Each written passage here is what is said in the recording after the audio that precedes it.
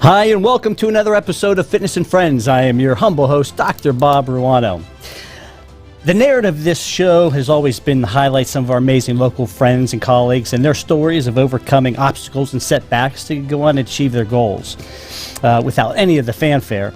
My guest today, Albert Reed, exemplifies the spirit of that very concept. Before I introduce Albert, however, I'd like to read an article from the Gainesville Sun from 2014, and that'll give you a little bit of background of sort of the direction of our conversation today. A football and track star at Buchholz in the early 90s, Reed headed to college in Tennessee where he hoped to play football. On his second day there, he was riding in a car with a fellow athlete whose right front tire hit a curb in the road that sent the car sailing forward into a telephone pole. Reed, on the passenger side, was wearing a seatbelt and survived, unlike the driver, his fellow athlete, who died. Reed waited 3 hours until someone found him immobile, his right leg pinched under the weight of the car.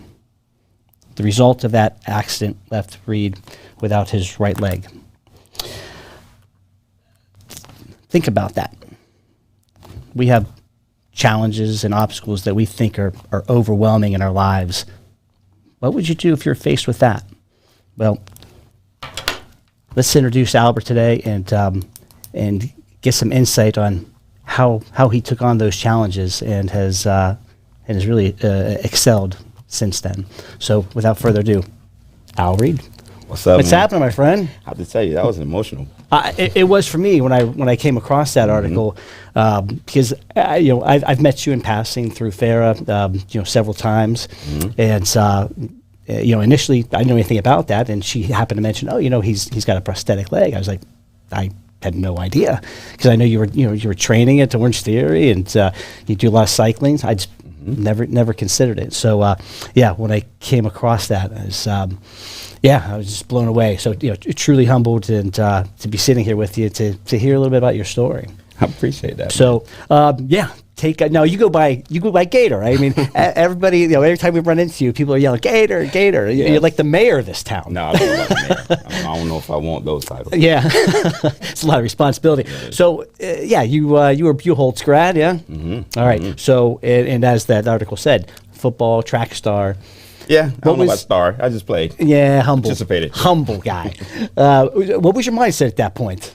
Kind of like big man on campus, right? I don't know about big man on campus. I was just having fun. Yeah. Just like everybody else, just having fun. Just there, hoping to find a friend. Yeah. Be accepted. Right. Just having fun. Okay. And I don't know if you've considered this, but what do you think? Where was your mindset at? At that time. They say senior in high school. You got a lot of things falling into place. You're going to school, had plans to go to school in Tennessee in the fall. What were you thinking? Like, if you could go back and say, where am I going to be 5 years from now, post college? What were you thinking? Ooh, post college. Just that, post college. Yeah. Successful doing something, perhaps in the NFL, which is everybody's dream. Sure. You're playing tackle in the yard. Is this University of Tennessee? No, this is Tennessee State. Tennessee State. Okay. Yeah. Mm-hmm. Okay. So just wanting to just be something. Right. Do something. I grew up on 15th Street on the east side of Gainesville, and a lot of us, we just hung out, man. Right. One of my best friends, stayed right next door to me. We played throw up tackle in the yard in the dirt. There's no grass, it's dirt. Going back in the house, you taking a shower, just dirt all in the tub, just nasty dirt. Yeah. So we all wanted to, in some way, either be an NBA star, football star. So athletics was the way out. Athletics was the way. Okay. Mm-hmm. All right. And it sounded like things were falling into place for you. It seemed like it. I had this little thing in the backyard, right? A teacher friend of mine, she got a couple friends and they built this little apparatus so I could throw the football through. It had a tire in there. So I was just practicing on how to, beam the ball right through there, trying to get that accuracy right. So I took it a little serious. Yeah. And, as well as running. I ran almost, 10 miles every other day around the neighborhood, always running, just trying to be healthy and ready. So your athleticism was a big part of your identity. It was important to me. Yeah. Mm-hmm. Okay. So you head to Tennessee. Second day, is that correct? Mm-hmm. Mm-hmm. Second day, man. My friend and I, we were on the way to the school. We was going to do an orientation, and he just, I don't really know what happened. Just the tire hit the curb, and I'm waking up looking at someone like, whoa. His butt was in my face. I remember yelling, man, get your butt out my face, man, get up, because I can hear him. Yeah. Making that gargling sound. And that's when, the air was just passing through, and that was it. So at that point, did you pull out of school at that point? I was pulling out of school. I was in the Yeah. third hospital for 2 weeks. Yeah. So I came back to Gainesville. Okay. And Okay. found myself here, not doing nothing. Okay. And yeah. So at that point, then, the vision's changed. Completely. If 2 weeks prior to that, Mm-hmm. maybe NFL potential, or at least the dream. Yeah, the dream. And where is the mindset now, or from that point? Well, the mindset was, how am I going to get a girlfriend? Huh. There's, who's going to want to hang out with me? Yeah. I'm no longer the cool guy, and I'm the disabled guy. You're still pretty, though, I bet. Man, I appreciate it too, baby. I appreciate it. Yes, sir. Yeah. I kept a fresh fade. Always kept a fresh haircut. But Yeah. no, man, it was just, I didn't want to go outside. Didn't go outside. Stayed inside. Didn't wear shorts. And this went on for, I don't know, about a good week, 2 weeks. You said a week? Yeah, a week or 2 weeks. That was it? Mm-hmm. All right. And at what point did you say, screw it, this is the hand I'm dealt, it's time to move? I'm going to tell you, one of the, therapy, medication, treatment, it all comes in different variants of just ways, right? And one of the best antidotes I had, was falling down in front of some children. And that did it for me. Because I always had this fear, you got to, you're trying to do your thing. You just had this fear of falling down, right? Or you don't want to embarrass yourself. And man, that did it for me. After that, I met Paul Przykowski that November. Accident September, met Paul Przykowski, who's an amputee. The Gainesville prosthetic. Mm-hmm, okay. Mm-hmm. And we got a prosthesis made, and from there it just took off. Just took off. So you took it on as a challenge, like I'm not gonna fall. No. Yeah, try to take on that challenge. But now at that time I was using crutches. Okay. Man, them things went that way, boy, and I felt, ooh. Sure. I went back in the house. Yeah. Man, during this process, do you ever go through bouts of depression, or feeling like sorry for yourself? Or? That's great. I want to say I never had depression. Wow. I believe I think there was some mild form of depression. I would think. Just and I say that because I didn't, like I told you, I didn't want to go outside. Right. I didn't want anybody to see me. Who's gonna like me? I never get married. Mm-hmm. So I think that was there. Yeah. But just after things started happening and things started falling in place for me, I'm just kind of you realized no, you still have control. Mm-hmm. Wow. So tell me about that relationship with Paul. Is that right? Right. Is he the one that introduced you to, hey, there's a whole nother sport out there? Oh man, Paul. So yes, okay. Paul. I have to tell this story. Please. So Paul and I have been working together, trying to get a prosthesis that works so I can at least run, right? Mm-hmm. Not run, but walk. And so he said, I'm going to take you to Atlanta because this is 96 at the time. He said, we're going to go to Atlanta and, there's some folks there that I want you to meet. The guy who created FlexFoot's there. And we're going to go there and we're going to meet him. And, I was going to get exposed to the Paralympic Games. That FlexFoot, is that what, what's was it an Australian? Was it Australian? Olympic runner that ran with the blade? Oh, yeah. South African. South African, yes. Mm-hmm, okay. Mm-hmm. I don't, similar company? Yeah. Okay. No, it's the same company also. Oh, it is? Okay, yeah. Mm-hmm, mm-hmm. But, I don't know him. Yeah. Oscar Piscus something, I don't know. Yeah, anyway. whatever. Oscar. But, so we went to, the day we were supposed to go to Atlanta to go to the Paralympic Games, Paul and I agreed we were going to meet up at, 4 o'clock. Yeah. And so I waited around till 4, and Paul wasn't there. So I was like, okay, so I waited till 4:15, and my stuff was ready to go. Yeah. Paul wasn't wasn't there. So I went to the Gainesville Health and Fitness Center. And, I figured I'd just go get me a workout in. I mean, I'm not going to Atlanta like I thought I was. Go to the gym. Yeah. Right? So I get to the gym, and I'm doing my thing. I'm working out. And then I hear over the intercom, Albert Reed, can you come to the front? Yeah, it's like getting called to the principal's office. Right. I don't know how Paul knew I was there, but he came to the Health and Fitness Center, and from there we went to grab my things, and then we went to Atlanta. No kidding. And it was on from there. So tell me about that experience. So you guys head to Atlanta. You've competed in track meets before. Anything like this? So I didn't compete.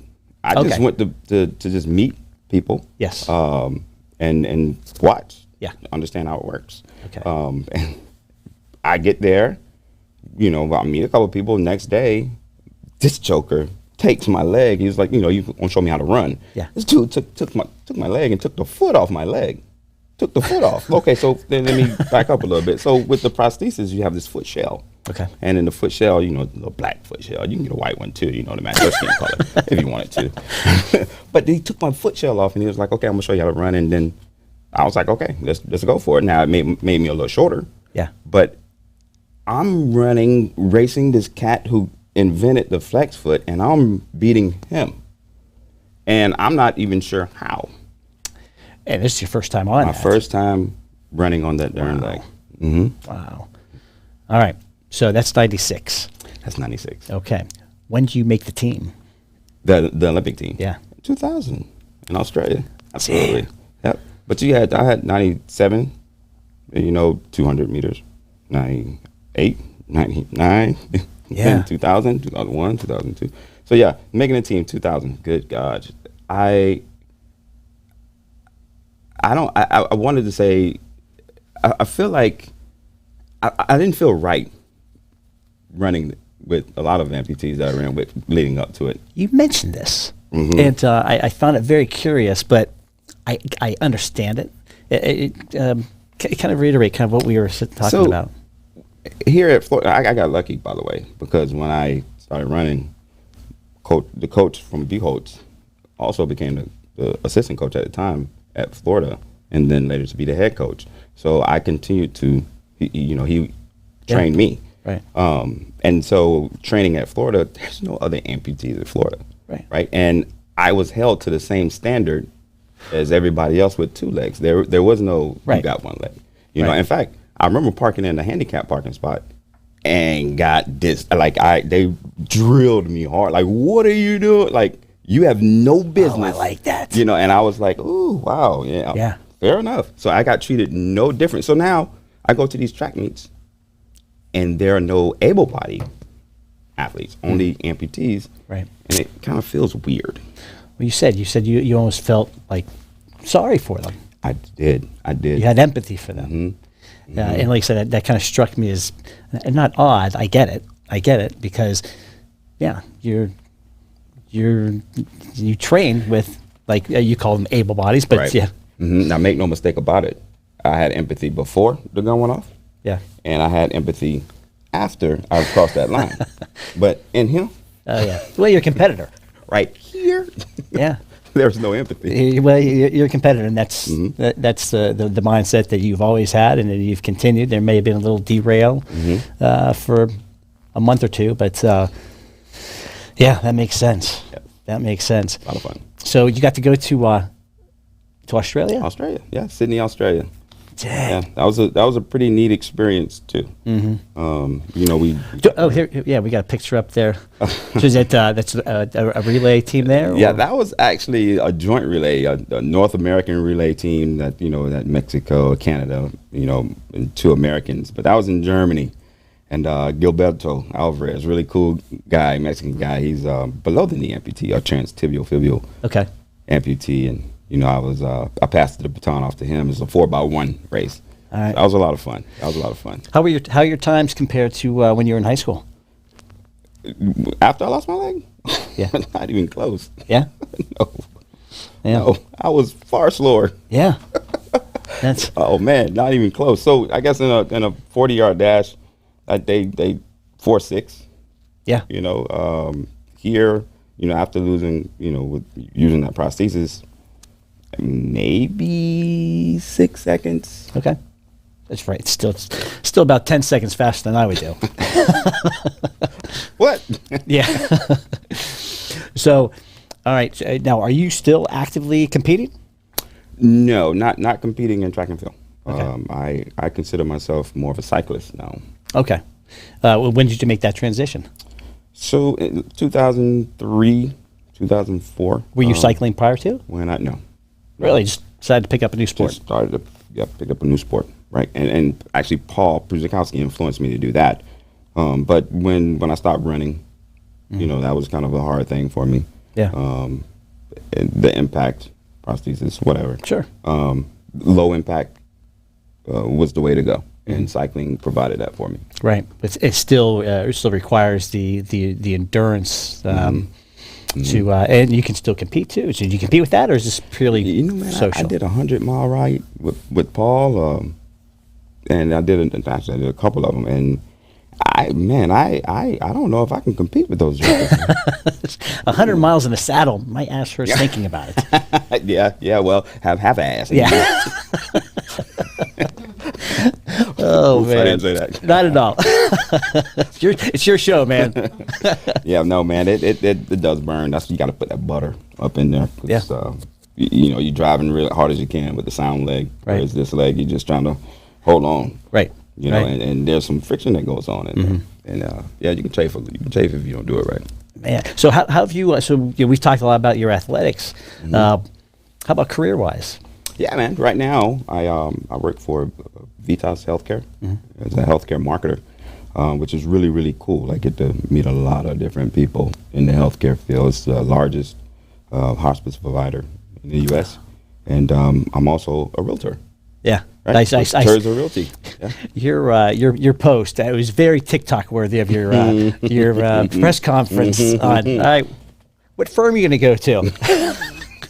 Yeah. I was dying on that. I love that one. You got to keep them guessing. Just kind of a little bit. Don't worry about the firm. It's me. I'm selling me right now.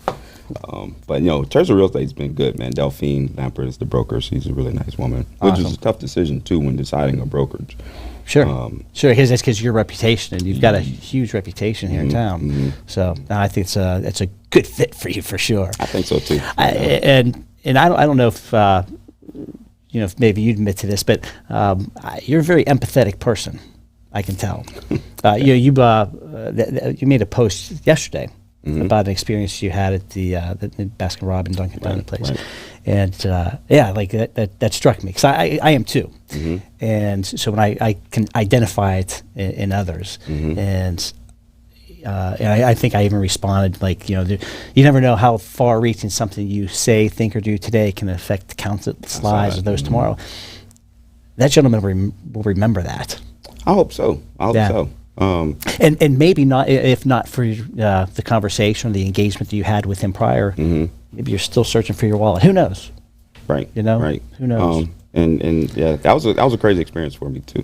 To be completely honest. Just to kind of fill in the gaps here, you were having some breakfast yesterday. No, it was in the afternoon when a crazy storm came through. Okay. And popped into like a Dunkin' Donut or something, and heard an exchange between the gentleman behind the counter and a customer, and it didn't sound like it was the most pleasant. It didn't sound that way to me either. Yeah, and so Al intervened and and kind of clarified the moment, and it really it was you felt like the discomfort.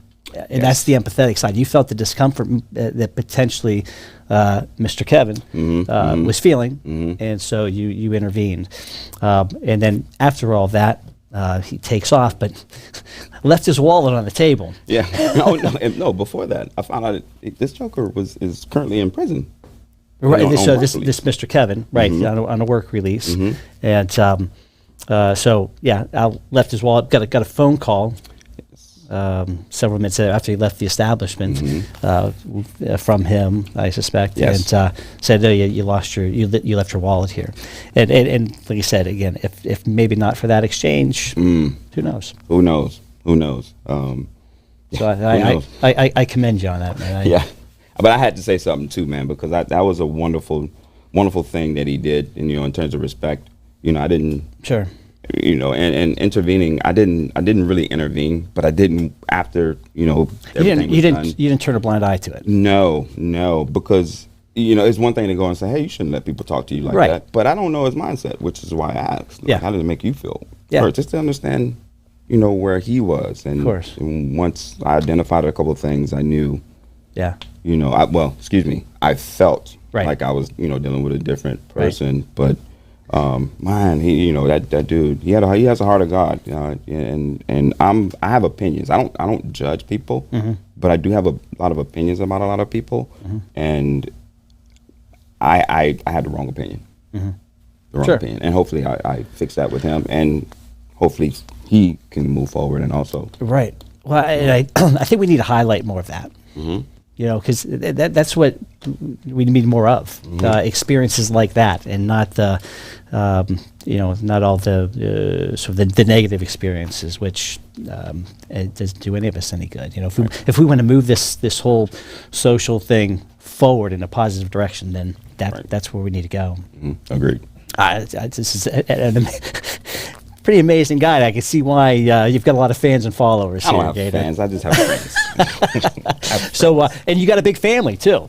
You're a family guy. I do have a big family. Yeah, I'm learning to be a family guy. It's work. We've got a lot of years of practice now, right? What's your oldest? I do have a lot of years. 19 is 19. He's 19, and then 18 following. Yeah. And then 17 following. Keep going. 15 and 10. Gee whiz. I know. All right, the train, the caboose. Yes.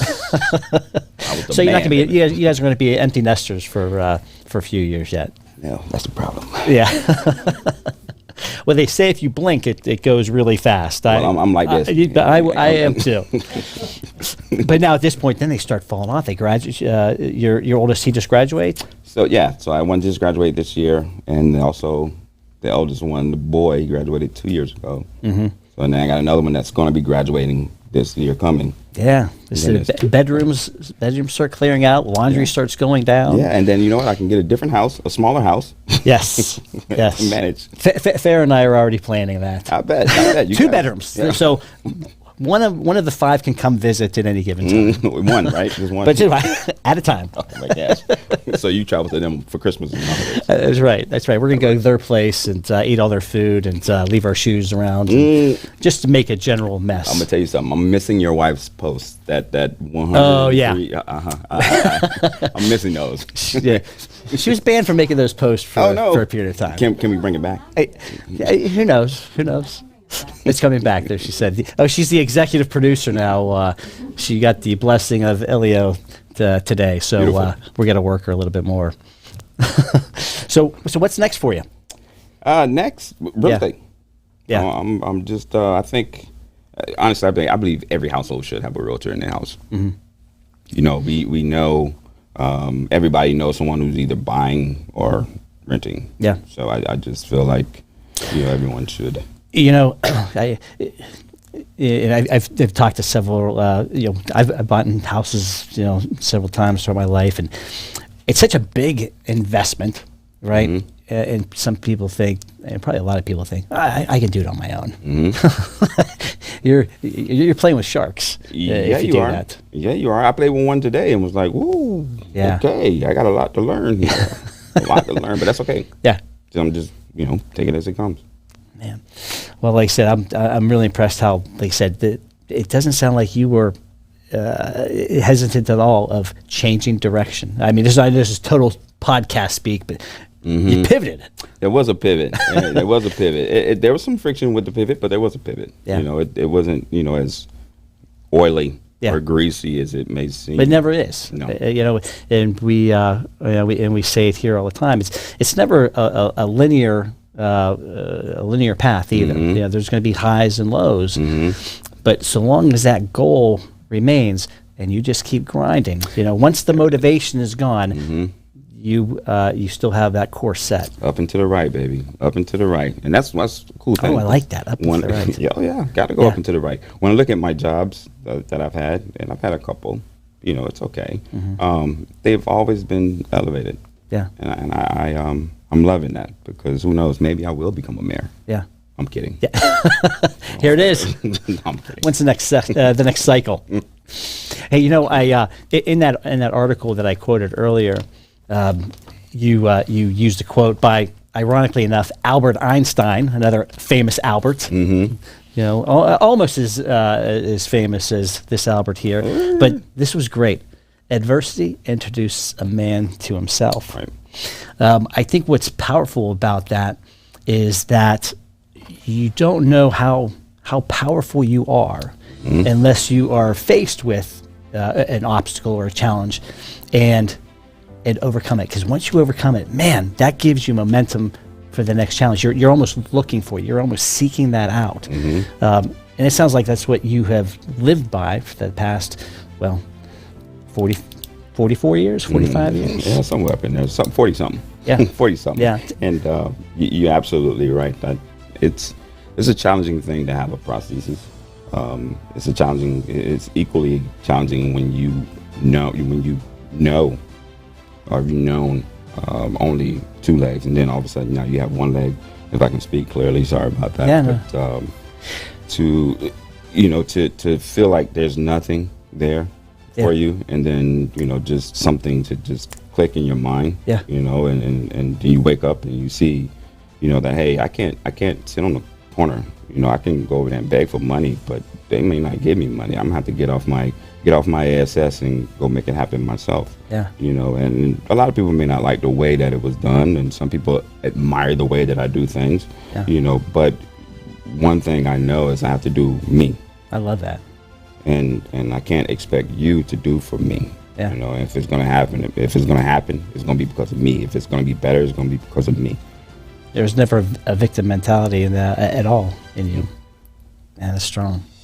One other thing before we wrap up, where was I going with that? No. Anyway, I was going to ask you our final question, but I think I know the answer to this one. And our final question is usually, have you faced any type of adversity or obstacle that you thought completely overwhelmed by, but yet look back now and it turned out to be a blessing in disguise? And there was a quote that you put in your profile that said, "I lost my leg, but I gained my life." Right. Can you elaborate? You want to elaborate on that? Absolutely, man. I was one way with two legs, just renegading. And when I lost my leg, there was still some renegade there because I felt like that, kind of that insanity thing, keep doing the same thing and, the same.